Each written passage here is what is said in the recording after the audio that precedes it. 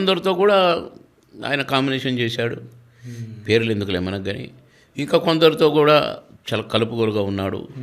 కానీ మరి మా ఇద్దరికి కలిసినట్టుగా వాళ్ళకు కలవలేదు. మరి ఏంటో అవి తెలియదు, ఒకరికొకరు ఇష్టమో కాదో తెలియదు. కనుక వాళ్ళ గురించి మాట్లాడటం మనకు అనవసరం, నాకు అసలు అనవసరం. ఓకే.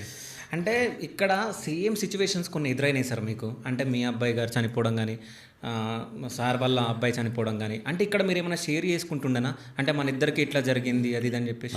ఎన్నో సందర్భాల్లో నేను ఏడిచినప్పుడు ఆయన కూడా ఏడిచేది, ఆయన ఏడిచినప్పుడు నేను కూడా ఏడిచేది, కలిసి ఉండేటోళ్ళం కనుక. అదే.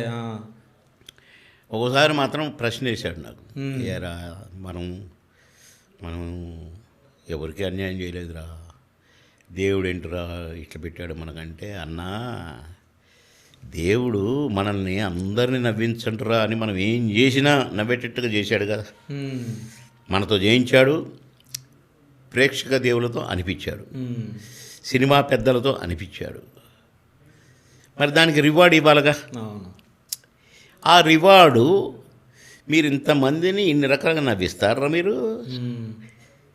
ఇప్పుడు నేను ఒక రివార్డు ఇస్తున్నారా, ఏడవాలి మీరు, ఏడవంటే చూద్దాం. ఏడిపించాడు. అదే అన్న మనకి ఇచ్చిన రివార్డే అనుకుందాము, నవ్వించినందుకు మనకు బహుమానం అనుకుందాము అని మళ్ళీ ఏడిచినాం.